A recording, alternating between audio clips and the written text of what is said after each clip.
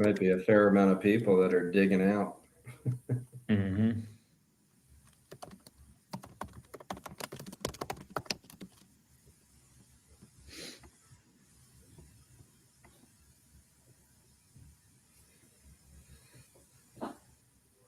All right, looks like we got a good number of people already joined. We'll give everyone a few more minutes. Cool.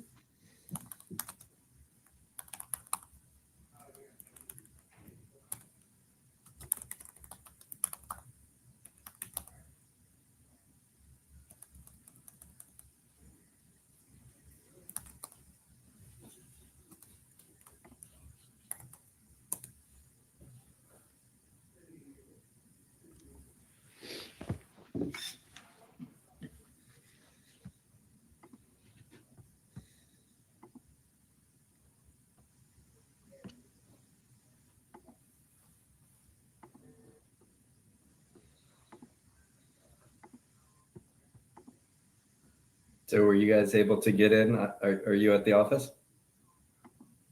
I am, yeah. When I arrived this morning, they were breaking up the ice in front of the door, so I was able to get in. That's great.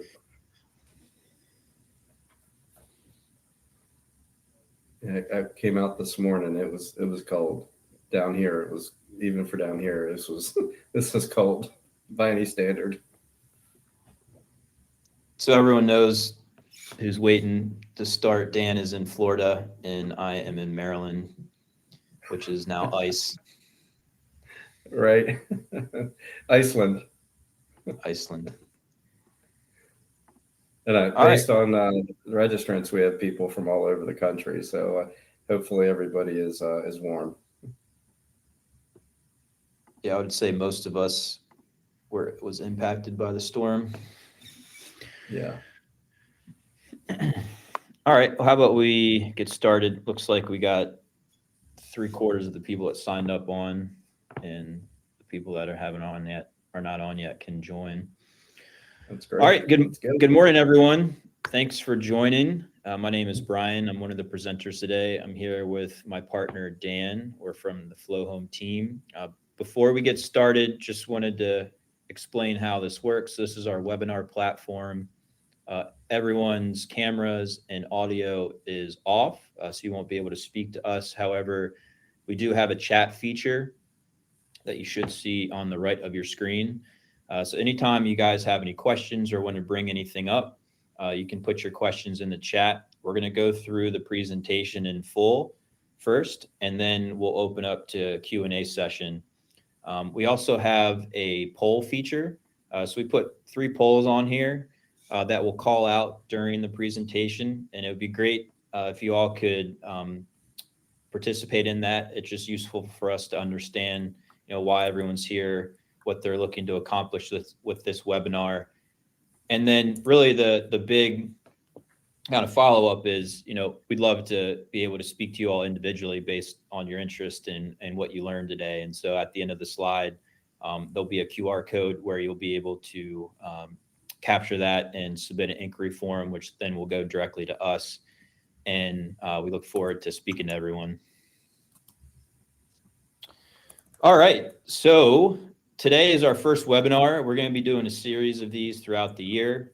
Today is focused on marina owners and operators, and we're going to talk about unlocking new waterfront revenue and tax strategies at your marina. So again, the presenters today, myself, Brian Meyer, I'm the co-founder and president of FLOHOM, the visionary behind what we're creating, but needed people like my partner, Dan, to help me make it a reality. My background, it started as an entrepreneur in my mid-20s. I created a water sports company in downtown Annapolis, Maryland, where we created a whole new way for people to connect to the water. And through that journey, I've devoted my business life to building businesses around the water. I also have a nonprofit where we work with local veterans and underserved youth, getting them out on the water. And then FLOHOM came to be out of a personal desire to want to live on the water full time. And when COVID hit and everyone stopped what they were doing in life, I just went into deep thought mode and started thinking about this personal vision I had, and then made a few calls, and here we are today. So that's my background. And I will say, all the businesses that I've created, I've been operating in marinas. So I have a lot of experience understanding how marinas operate. And I also have a lot of experience taking an alternative view of how to monetize marinas. I've never owned a boat. I'm a performer, professional water sports athlete, and I've always thought of alternative and more creative ways to create businesses around the water operating in marinas. And now I'll let Dan share his background. Good morning, everyone. Thanks, Brian. It's a little odd because we can't see everyone, so it's going to be me talking to Brian. But hey, what's different today than any other day? My background, just lace up my track shoes here, is I was in the Army for 8 years. Built another business with one of our other partners here called Town Park. Scaled that to over 1,000 locations, over 26,000 team members. Exited that business, started Oasis Marina, Snag a Slip, acquired Marina Life, exited Oasis back in, so sold controlling interest back in 21, and then exited about almost 2 years ago. And in that process is when we were building out Oasis is when I met Brian. And when Brian had the idea, and I was super humbled that he came to me with the idea, but also very jazzed about the idea, and told him at that time that I would help support it, really in any way that I could. But as a marina owner and operator, at that time, I think we had 60 some odd marinas that we were operating, third-party management, and we owned a handful. I gave him kind of my list of things that he would have to overcome, challenges, because the first thing that I heard as a marina owner / operator was liability, number one, which we're going to talk a little bit about today. And when I heard the word houseboat, the hair on the back of my neck stood up. So we had to overcome that as well, which we're going to talk about today with these floating suites, that one of the options that we have here. But super excited to be here as we continue to go down this journey. And as I've mentioned in my LinkedIn post, every day I get out of bed and try to figure out how we can generate more revenue and better experiences out of that little hole in the water we call a boat slip, and or do water activation and upland activation. And as Brian said, I'm similar in the aspect that from an opportunity standpoint, if it touches water, I'm interested. If it doesn't touch water, I might be interested. So, Brian, you want to take it away? All right. So what you all will hear in today's session is how marinas are using floating hospitality and our floats commercial structures to unlock new revenue streams. We're also going to touch on the tax treatment. The unique state industry, and also our marinas are starting to understand how floating assets like FLOHOMs as Coast Guard registered vessels, you can get the 100% accelerated depreciation tax benefit that now is back in effect with the new federal tax bill. We're also going to touch on FLOHOMs, which are our luxury floating suites, and also our floats, our commercial floating structures, how they can be owned, operated, and monetized in marinas. We're going to touch on real world use cases, highlighting our luxury floating overnight stays, offices, retail, guest experiences. And then lastly, how you all can evaluate whether your marina is a fit for the different variety of models that we're going to present to you today. Yeah, I would say that when I look at that one, I think it's like we should just start with 100% rapid accelerated depreciation of the FLOHOM for anybody that has a tax liability out there. And we're going to touch certainly much more on that. Why waterfront revenue is evolving. So marina economics are increasingly constrained by fixed slip revenue, which is the main driving force in traditional marina models, and also the rising operating costs that we're feeling today. Boater and marina visitor expectations are continuing to evolve around comfort, amenities, what to do other than, when you dock your boat there, what is there to do around the site? And really, more value is being created on the water itself, not just through boat ownership. And lastly, working with a company like FLOHOM, we're a credit-worthy, predictable tenant. We're providing consistent on-time payments, paying a premium to be there as a commercial operator. And our type of model helps de-risk the economic downturns that, could come in the future. Yeah, when we look at the economic downturns of the future, unfortunately, we've all seen this and lived it over time. So as one thing that excites me about the marinas is, again, having a situation where you're getting another revenue stream that comes in, through it. So, and we'll go through some of the different economic models in there, especially when we start talking about on-site amenities and how that process works. But Brian, do you want to do that first poll that we had? We do, yeah. So if you guys go to the poll section, I believe it's the one, what are you most interested in learning today? If you could just take a minute and find that poll and just take a time and answer that for us, we greatly appreciate it, just to get a better understanding of why everyone's here and what their intentions are. Yeah, if I had jokes, this is when I would drop in a 10-second joke here, but most of the jokes that Brian knows are not allowed to be shared. So we're gonna just track along here and see how many of these we get coming in, and then we're gonna move forward expeditiously. So far, it looks like overnight accommodation, luxury overnight accommodations, and then still learning. So they're not sure yet, which is great. That's one of the main reasons that we're here. So we know where we should be digging in here, Brian. All right, so let's talk about the core opportunity. The marina owners that are on this call today already realize this, but the marinas already control some of the most valuable real estate in the market, which is waterfront access. In working with the FLOHOM type model, we're able to create multiple revenue streams and experiences in that boat slip, whether it's hospitality, workspace, amenities for guests, both boaters and people that are coming into the marina. And then also from a deployment standpoint, we can activate this in many different ways, whether it's starting with 1 to 2 units to expanding to 4 to 6, or if you have an interest of really repositioning your marina into a resort or mixed use. We have the capabilities of deploying 20 to 30 plus assets in your marina. Yeah, we had some of these lines came up just for everyone to know, based out of necessity.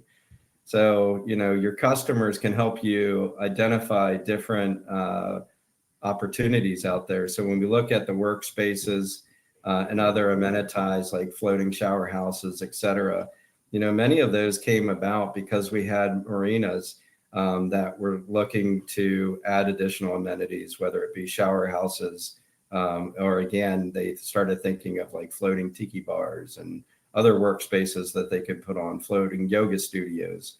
We always say, if you can dream it, we can float it. Absolutely. All right, so what is FLOHOM? So we design and deploy premium floating amenities purpose-built for waterfront environments. Our main business today are the FLOHOMs. So they are Coast Guard registered houseboats that we operate as luxury floating suites designed for overnight stays. And as Dan touched on, we now have a floats division of the business where we're building floating commercial structures, whether they're offices, retail space, shower houses, guest experiences. And through both of these models, we have flexible ownership and operating models depending on the marina's goals, which we'll touch on in a few slides from now. Yeah, and I would also highlight, and we'll see this later because we've got pictures of most of them that we've done and that we do, is that these are not conceptual. So as we've gone through, we'll talk to different groups or companies and they're like, oh, we could do this, we can do that. Well, we've done it and we do it. So, I'm always one of those folks that's like, okay, where can I go see this? I understand that you say you can do this, but where can I go see this? So the good news for us is the things that we're talking about are not conceptual. So some of the reasons why FLOHOM is different, when we first started the business, we saw an opportunity to deploy luxury houseboats as overnight stays, but we did it in a way that we built the brand first and really focused on building the brand. So day one, we focused on hospitality. From a durability standpoint, we touch on, when we first started this company, we weren't really looking to be the builder of the assets. It came out of just going out into the market and realizing that there was really no one out there that was able to build the quality of what we want, and most importantly, at the pace and the scalability of what we needed. And so we spent, the first year and a half basically becoming the builders, which has evolved over time. But, we control from end to end, vertically integrated from the build all the way to the deployment and the ongoing operations of the assets. And then lastly, especially with Dan on the team, is that we've really been able to work with the marinas to fit seamlessly within the marina operations, which we'll touch on in a few slides of what that means. Good. So here are the different use cases that are deployed today. So on the top left are luxury suites. So these are the FLOHOMs that we have scattered around the mid-Atlantic, and we're starting to expand south and north and to the west. We also have floating offices. So these offices can be used as a workspace for the marina itself, a boater's lounge, or, if you have a marina broker or, marina broker on site, they could use that as an office space or a showcase room. We also, upcoming this year, have a charter experience as well called Flow Yacht. And these are going to be licensed captain charter vessels that will go out and take people out. People will still be able to stay overnight. The reason why we've deployed this business model is we've realized some of these jurisdictions that we enter, depending on the FLOHOM model that we mostly focus on today, might not work. And so we want to be able to have different types of assets to deploy in different jurisdictions, and really also just create different experiences for people as well. And then really the other one that, kind of came organically is working with marinas and learning that, they really need to upgrade their infrastructure, especially when it comes to utility spaces, whether it's a shower house, bathrooms, a laundry room. And, being able to get the necessary permits and the cost to build something affordable is really significant on land, where we're able to deploy these on the water much quicker, much more affordably. There's no zoning and permitting process that we have to go through as well. Yeah, and this, I when Brian put this slide together, I told him this was the money slide, because again, these are real. The only conceptualized picture that's in this one is that top right where it says charters. That's the Flow Yacht one. However, it is real. So they'll be in the water in the next 30 days. So, but we do have actual pictures of the units. They look exactly like this. Actually, the FLOHOM logo is a little smaller on the real deal. I don't know why we made it smaller, but so all the rest of these are real. When you see that shower house in the bottom right, you can actually visit that in DC at the wharf marina there. We built that for them. The floating office we were building for a boat club. So currently that is sitting in Annapolis, getting ready for delivery. And the rest of these are in other marinas. We have them in the Mid-Atlantic. We have them in down to Virginia Beach, Myrtle Beach, and headed to Florida. So, and then going north up to New York. So we have different ownership and operating models. When we first started the business, our initial plan was to just deploy an all corporate fleet. And so that's the FLOHOM owned and operated. So what that means, if you're a marina, you want to be completely hands off, you may not be ready to own these yourself, you can reach out to us and we can talk about, what would it look like if FLOHOM brings our corporate fleet and operates in your marina.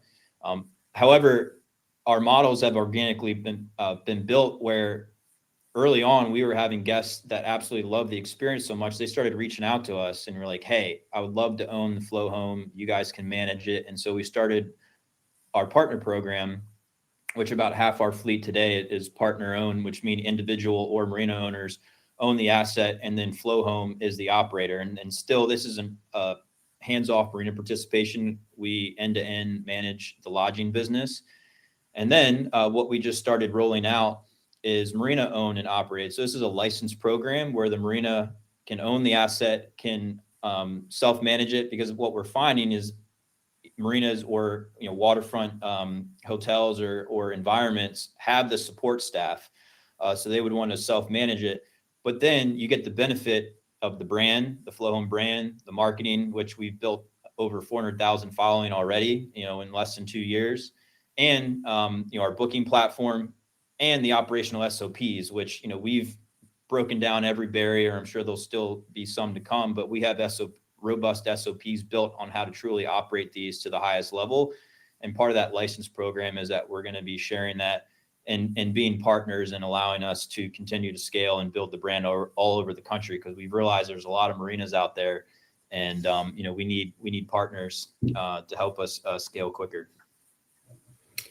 Yeah, and then we'll touch on the floats in just a second, but I would highlight that last one that we just talked about, where the Marina owns and operates and is on our booking platform and marketing and customer service support, et cetera. That one, again, having different businesses, and we all spend money on marketing. And like my old professor used to say, only 50% of my marketing is working. I just can't tell you which 50% it is. In my other businesses, I've spent millions of dollars over the years on marketing, and we've never had a viral video in any of my businesses. And to Brian's credit and the team's credit, we've had over 7 viral videos with over 1 million views, and we actually have 2 with over 30 million views. So when you go on Instagram, you can verify my numbers. They're actually understated because it's climbing so fast.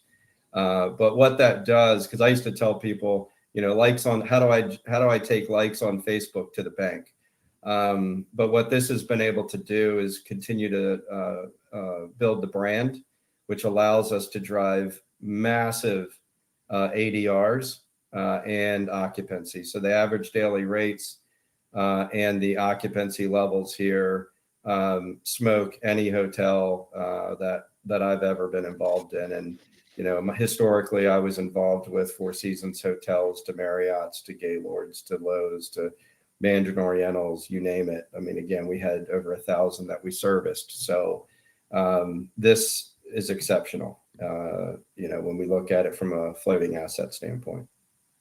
Yeah, and I'll add to that too. Something that's important to share is that because of all that brand and marketing investments since day one, what does that look like on the direct booking side of things? Is 75% of our bookings come direct through the FLOHOM website. And if you go on our social media, you'll see why. Is we utilize social media as the marketplace. Social media is the next generation marketplace, where you're not having to rely on the Airbnbs or Verbos of the world, because now we don't have to pay the fees to those OTAs. We also own our own customer data as well. So we'll be able to follow up with them for repeat bookings. We also have a loyalty program. And this is just very important, from the Marina side of things too, is, just making sure that we build a platform and support you with the proper brand and marketing to be able to deploy this at scale, which we've built. Yeah. And then the floats piece at the bottom, I would just touch on that again, that one really came out of necessity. We had a Marina group reach out to us. They're in a highly regulated, restrictive market. And they said, hey, let us tell you about the problems we're having, and you guys see how you can help fill in the blanks for us to overcome these obstacles. And they had a storm. They lost their boaters lounge, their laundry facility, their office, and their heads and showers and retail space.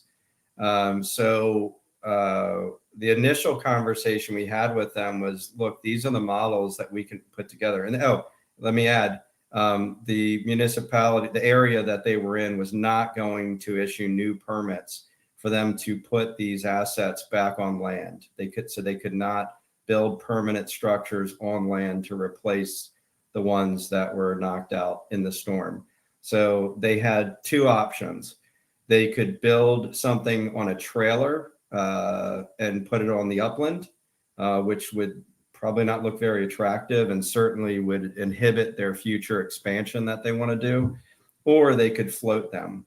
So we created models for them that they could shift later based on utility or use, where one is a laundry facility, and later, if they're able to put the laundry facility back on land, they could change it to a boater's lounge, or they could change it to an office, or they could change it to a floating hotel suite. It really is up to them. So we designed floating office space for them, floating retail. The heads and showers you saw that we had designed for the wharf, we're deploying with this group at their facility. We actually have another group that we're deploying too, one on each side of their marina. So again, and Brian kind of touched on this before, it's a great way to get around permitting and issues that can be very cumbersome on the upland environment. It also allows them to have a floating asset that, should they not need it in the future, there is a secondary market for it. And also many marina owners now own multiple locations. So some will actually move it from one location to another. So, and on the floats one, again, as I mentioned before, kind of, if you can dream it, we can float it.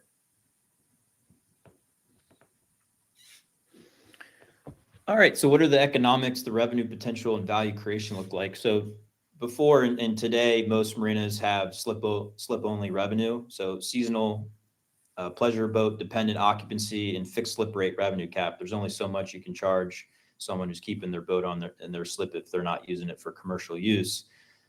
Enter the FLOHOM model. There's multiple revenue streams. We have hospitality revenue, which generates premium nightly rates that Dan spoke of. There also is experience upsells. So part of what FLOHOM is it's a stay, but it's really an experience. So we do things like private chef experiences, romance packages, masseuse. And so we have all these upsell experiences that is created where if someone's just making up a number of $500 a night, like they could be spending upwards of $300 more on the upsells. And that's additional revenue for the marina based on that. And what we've proven, even in the dead of January right now with, ice everywhere, is that, we're still over 60% booked across the fleet in Maryland. And so we've proven year-round demand. We also on the float side, commercial revenue, paying a premium to be in that slip, non-seasonal, attracts boaters and non-boaters, and durable use cases. Our assets are able to be deployed anywhere, no matter the weather. And, what does that look like from a scalable deployment?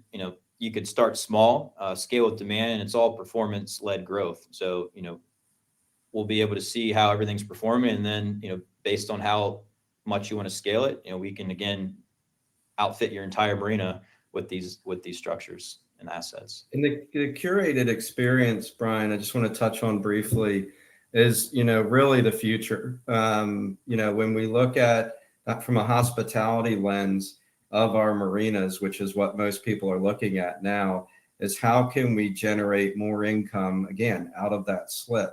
And it's not just out of the slip, but it's also in the upland environment. And there was a stat that was put out right around COVID by the U.S. Super Yacht Association, and then it was supported by the NMMA, National Marine Manufacturers Association, that said that people that visit your location by boat spend $6 to every $1 that somebody would visit your location by car. So when you think about and that's why transients are somewhat the holy grail, because you can charge a premium and they have disposable income that they're going to spend on the tchotchkes and the high margin stuff that you may have in retail, food and beverage, et cetera. Well, the guests that are coming here are the same. They're coming for that waterfront experience. They're coming with a pocket full of disposable income, and they want to buy the sun shirts. They want to buy the hats. They want to buy the sunglasses. They want to buy the logoed wine glasses. Those types of things that, people that typically travel as a transient boater would also do. So it's not just about what's going on in the slip. It's about that upland complementary, cohesive experience along the way. All right, Dan's favorite subject, tax benefits, unlocking 100% accelerated Amen. Testify. bonus depreciation. You know, we aren't accountants, so definitely, consult with your tax professional. And, we've learned this along the way and realized how fortunate we are with this opportunity of this asset class that we're building. At FLOHOMs are U.S. Coast Guard registered vessels, so they are classified as capital equipment, not real estate. And with the new big, beautiful bill in place, 100% accelerated depreciation is back. So what that means is you're able to write off 100% of the purchase price in year one, while adding a cash flowing asset, which a lot of these capital equipment use cases, you can get the depreciation benefit, but they're not, generating revenue, where in our case, they are. And there's two different ways you can qualify, both actively. So actively, if you own the asset and your material participating, as in self-managing the FLOHOM, or passively. So this would be a FLOHOM operated model. So both of them can qualify, just different active versus passive.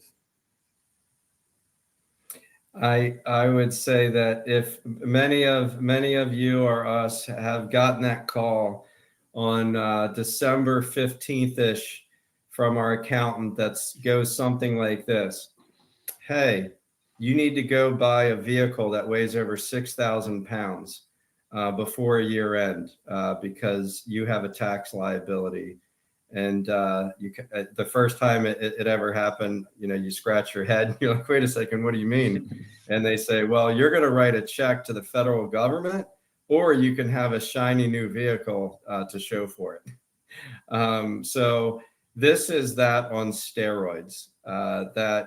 If you have tax liability out there based on, as Brian talked about, the IRS looks at these units as equipment, which allows you to, according to, again, we're not accountants, but according to the firm that we've engaged that wrote a white paper on this, and we also can put you in contact with, should you want further information on it, says that it qualifies for 100% rapid depreciation in year one. And we do currently have owners at partners, as Brian talked about earlier, that have exercised this and taken advantage of this in the 2025 tax year. So this is real. To me, I think that anytime we ever do any of these, this should be the cover page because everything else, as they say in New Orleans, is lagniappe, is bonus. All right. So one of the most frequent questions we get is liability, risk management, and insurance. And, we probably spent almost a year developing a custom insurance program with the top carriers in the marine space, as well as risk partners. And the program that we've deployed today is designed specifically for the FLOHOMs and the floats. It's very comprehensive, no gaps in coverage, but most importantly, it's affordable. I mean, the premiums that we pay today are half of what we expected to pay when we first started the business. This program can be extended to marina partners if needed. And again, there's no gaps in coverage. It protects the marina, protects the guest, it protects the asset owner, and protects the overall waterfront environment. And it's evolving. As we continue to grow and scale, the program is evolving in a material way. And if you currently have any houseboats in your marina, and you're a coastal marina, you may want to double check and make sure that they are still insured, because it's our understanding that last month, going into the new year, two of the major insurance carriers have discontinued any insurance offerings for houseboats, which left individual owners scrambling in the marketplace to find insurance. But as Brian mentioned, we've got curated insurance with marine specialist carriers over our entire platform. So this was a big one. Earlier at the beginning, I kind of teed up the things that Brian would have to overcome This was a major one that he had to overcome for me to say yes to put it in a marina. The other one that he had to overcome is coming up. The second most frequent question we get is around regulatory navigation and jurisdictional regulations.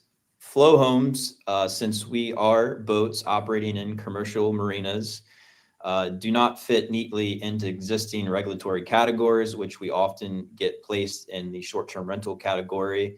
Just fun fact, we are not a registered short-term rental in any jurisdiction today. We have had to spend a lot of time developing a plan and talking to city officials about ultimately what's the best path forward in that specific jurisdiction. Again, none of the rules that are written for short-term rentals or hotels or anything like that is all land-based. And so we're not impacting residential communities or anything like that. And so we've created flexibility and different navigatory paths that we can take. There's no clear prohibitions, which is great. So we do operate in a gray area, which we've learned just positioning FLOHOM the right way. In most cases, once the jurisdiction understands who we are, what we do, and the positive impact that we create in the marine environments, is that they have worked with us and allowed us to be able to operate and basically created our own guidelines in each jurisdiction. What we can offer you all today as marina partners is now have an internal team that goes out and does all of the due diligence, talks to the different agencies, and creates a clear path to be able to operate in every jurisdiction. And so that is part of the process of if you were to engage with us, is that we would own that aspect. And it's not a one size fits all. We found, as with anything, when government regulation is involved, each municipality views it in a different way. And just because it one way worked in one municipality doesn't mean it's going to work in another. And we have found it over and time and time again, which is why we actually now have that dedicated internal team to do the gymnastics and the acrobatics that it takes in order to say the right buzzword, get to the right person, and then approach it. Because what we found very quickly is that if we approached a municipality or someone in a decision-making position with the wrong buzzword, it could severely impact our ability to get going. So now that we've got some skinned knees and some bruised shins, we've learned, and now we're able to do this actually fairly expeditiously. But as I mentioned, it's not a cookie cutter. Just because it worked in one jurisdiction, even 15 minutes away, doesn't mean it's going to work in X or Y jurisdiction. So we've kind of created a playbook and a formula on how to approach those and how to navigate those. And this actually wasn't one when I had mentioned that there was another thing that Brian would have to overcome. This one wasn't even on my radar, because when I was initially thinking about this, it was through the lens of only that first option Brian mentioned, which was they're going to corporately own the vessels and they're just going to deploy them in my marina and pay me a slip fee.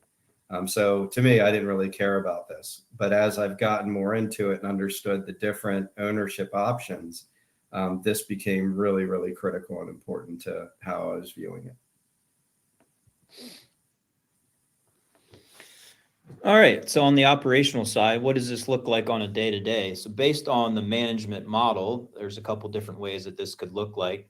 From a FLOHOM operated perspective, so this is if FLOHOM owns the assets or FLOHOM is operating the marina-owned assets, is we end-to-end manage the lodging, on-site operations, guest communications. And so there's no additional impact from the marina standpoint other than providing the same support services that you would for a traditional commercial or pleasure boat in the slip. On the license model, so this would be a marina owned and self-managed model, FLOHOM is the partner providing the brand, the marketing, the booking platform, operational SOPs. We also would have direct and 24/7 communication with the marina. So we have our own dedicated communication channels that we set up with our partners. So anytime there's any questions, our team is there to support. And then in both models, we have very clear, robust operational standards that protect both the marina, the guests, and the brand.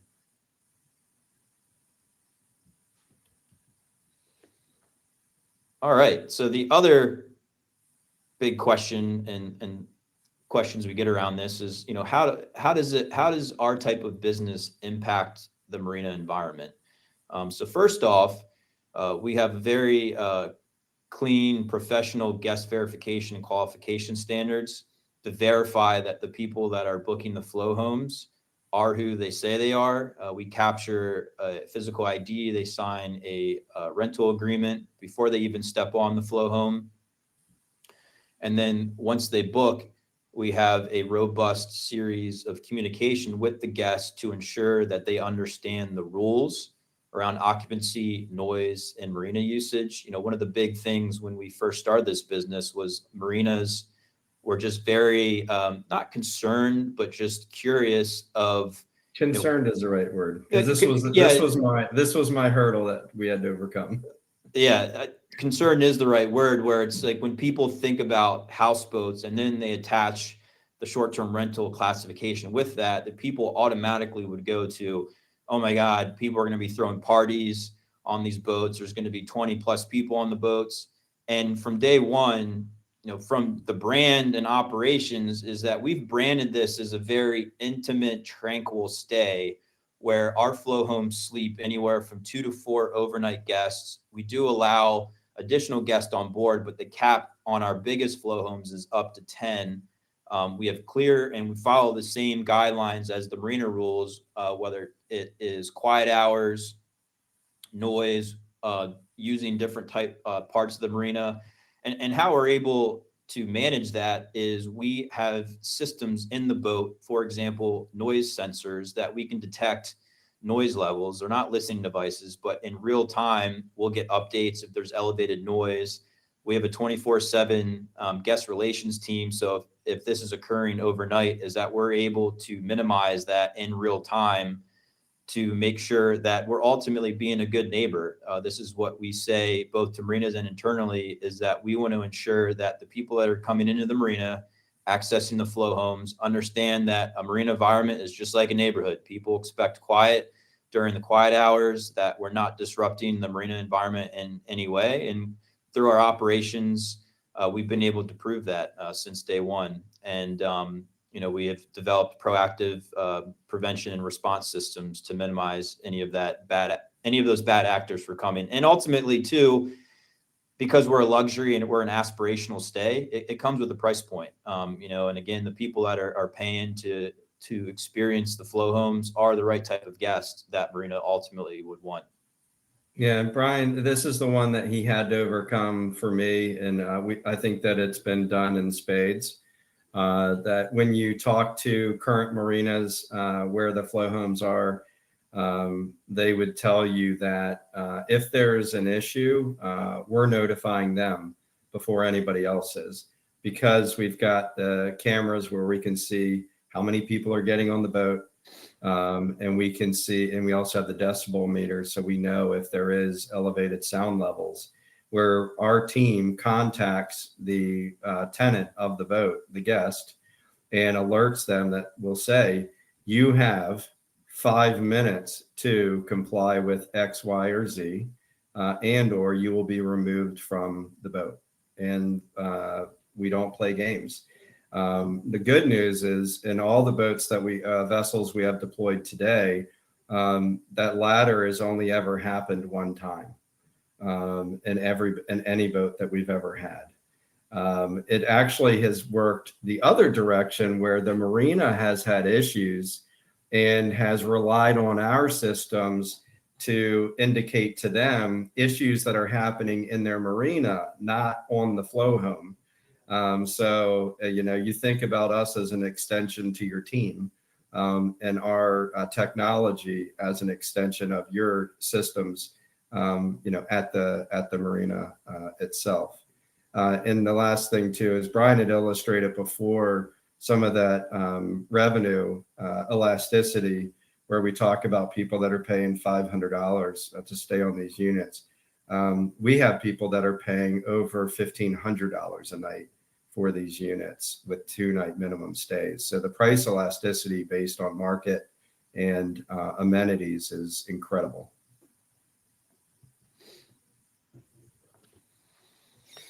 So again, we are actively deploying and scaling this model, and what we've been able to generate as from performance is consistent 5-star guest experiences. If you were to go on and search FLOHOM on Google and looked at any of our FLOHOMs in the reviews, not only are they 5-star, but the reviews are almost stories in themselves of how impactful our experience was to the guests, whether it was celebrating a milestone moment, a birthday, a romance.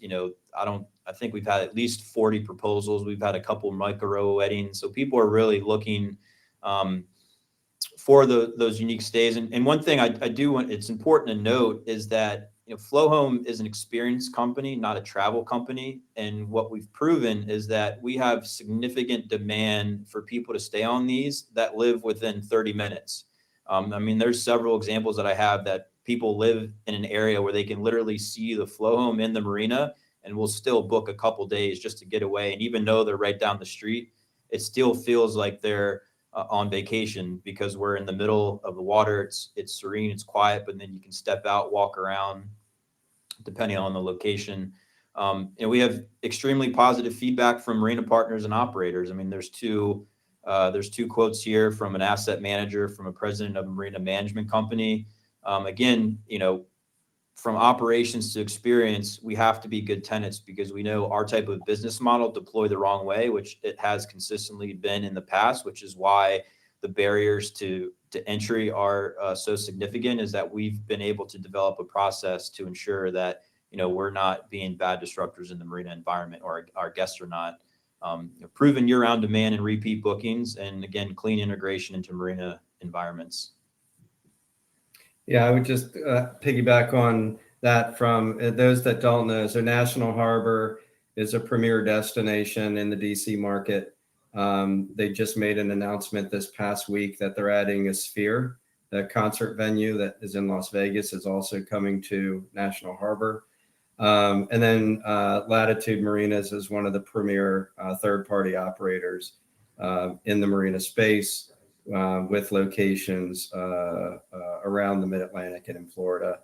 But I would say too that we're also now starting to see landlocked lakes as opportunities, whether it be in different markets. We have some discussions going in Kentucky, Georgia, Indiana. So we have some really good conversations that are happening across the U.S. Where marina owners are looking to activate their waterfront in a meaningful way.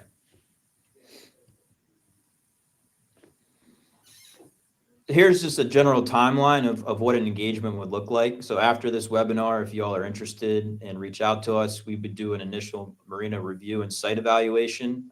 We would physically go to your site, look at the infrastructure. We'd also build out a financial model to show what our type of models can do to enhance the revenue and experience in your marina. We would align on ownership and model alignment. So whether it's, FLOHOM brings a corporate fleet, or the marina owns the FLOHOMs we operate, or if it's a licensed partner where the marinas are owning and self-managing, and we're providing that license support. As I mentioned before, we design, we build, we launch, deploy, and then we do the ongoing operations as well. So we even have our own interior designer. Our FLOHOMs, we work together with the owners. We create their own custom design themes. We procure all the furniture and fit out necessary. And then we go on site, set up all the operations, help hire the local cleaning teams, maintenance teams, the go-to-market, the launch. Again, when we started this on the corporate side, and now that's extended out to our partner program and our license program, we've already built out all of the processes to be able to do this. And, and we welcome the partnership and feedback from the marina owner, and specifically when it comes to design. If you look at any of our flow homes, each one has its own design theme, and the intentionality and thoughtfulness around all of that all leads to a premium guest experience, the premium nightly rates, and all the above that we've talked about. All right. So what's next? What's next is the Marina revenue snapshot. So what I just talked about before, if you all are interested in reaching out to us, you'll set up a call with myself and Dan. We'll look at the potential use cases for the flow homes and floats, talk about the ownership, operating, insurance, regulatory pathways. We'll do an on-site visit, and we'll build a model to show the high-level revenue and deployment assessment. This is one. There's also one on the other page, a QR code. So if you take a picture of the QR code, that's going to go to our website, which we have an inquiry form. If you fill out your information, it'll go direct to Dan, and we'll be able to reach out to you. And it looks like we have just a few minutes left. So if you have questions, you can put them in the chat, or as Brian mentioned, you can go ahead and set up some time with us to get one-on-one. And Brian, I don't know if you saw this, but we have people that are in Hawaii, Puerto Rico, all over the U.S. Today. So while I'm thinking that we might want to go see Eric in Puerto Rico, or jump on a plane and go see Jeff in Hawaii, right now I think we'll stay stateside for a hot minute. So one of the questions we have, if you can dream it, we can float it. Love this. Aspirational. This is how we do. What is the size of the suite model? Was one of the questions. So we have 3 different lengths of the general models that we have. We have another one, so we technically have kind of 4 canned versions. I say canned, these are ones that we build over and over. We try to really hone in and focus on 3 of them. And the one that I call our workhorse is the Celux, 1 bedroom. That one is 53 feet. Even the 2-bedroom is also 53 feet. It's on the same platform. It's just reconfigured to have the 2 suites in there. It's 53 feet by 16 feet, technically 15.9, but we say 53 by 16. And then the smallest one that we do is 30 by 14 and a half. So that's the suite size. And really the difference when you're looking at them is when you think about, we call it the super suite. When you're looking at the super suite, it's kind of like you would expect when you go into a hotel room. So you can see everything other than obviously the head and shower, but everything when you walk in, you can see it. You can see the bed in the back. You can see the little kitchenette. You can see the seating area there. And then once you get into the larger models, like the Harbor 1-bedroom, that one has an enclosed bedroom, but still fairly compact. But then you get into the 53, and the 53, whether it's the 1-bedroom or the 2-bedroom Celux, it is a suite. It is beautiful. Often we have people that go through and they're actually touching the finishes. They're touching the walls. They're touching the countertops. They're touching the different fabrics. As Brian mentioned, we deliver these, what we call RTR, ready to rent. That includes everything down to the dishes. And they do a masterful job at it. The other units that we have, we can do some customization when we talk about floats. So the offices, the floating shower houses, things like that, we can look at different sizes for those. So again, open to have a conversation. When we think about some of these right now, we've got it scaled to be able to build. I think the flow yacht can go up to 80 feet. So we've been down to 40 feet. So we've got much room kind of in between those different break points.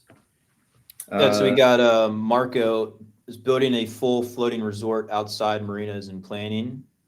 Yes. We can make the marina itself a floating resort, both with the flow homes as the lodging, with the floats as the amenities.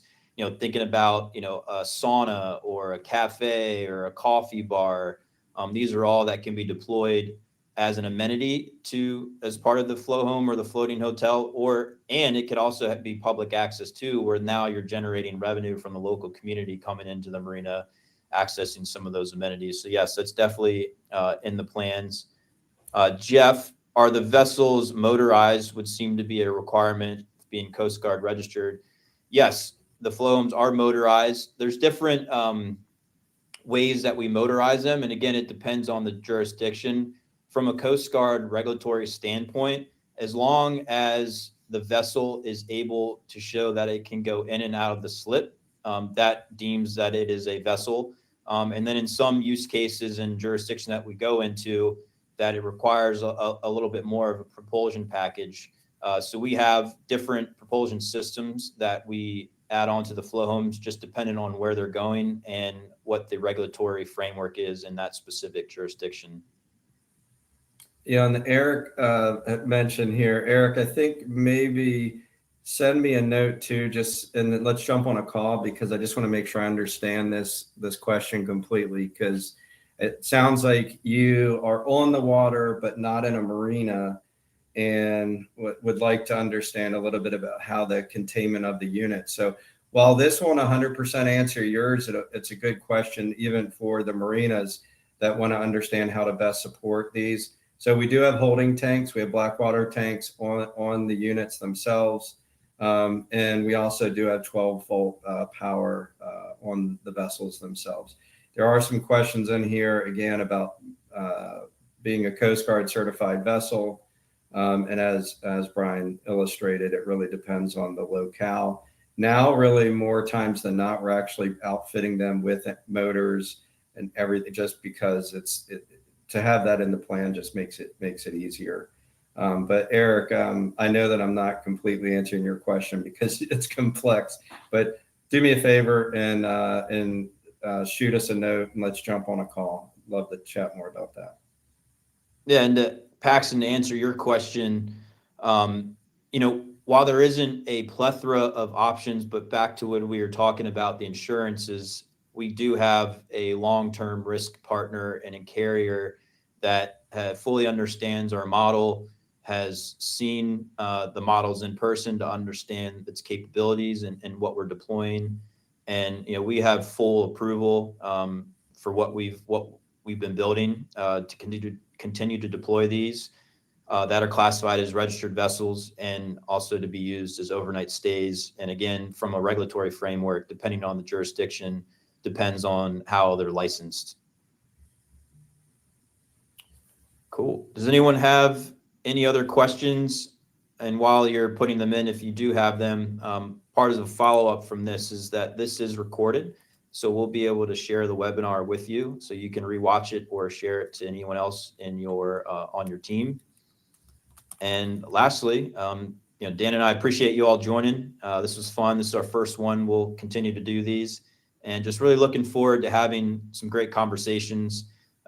Just looking at the attendee list, there's a number of you coming in from locations that we haven't thought of before, and so this is just great for us to be able to engage with new people and see what we can put together. And lastly, just so I don't forget, this last slide here, if any of you are going to AMI, Association Marina Industries Conference next week in Daytona Beach, Dan will be there for several days and would love to find time to meet with you. And Dan's contact information is also on the slide, and you can also take a photo of the QR code, which will go right to our inquiry form. All right. Thank you, Brian. Thank you, everybody, for coming. Look forward to continuing the conversation. Thank you all. Have a great day. We'll look forward to talking to you.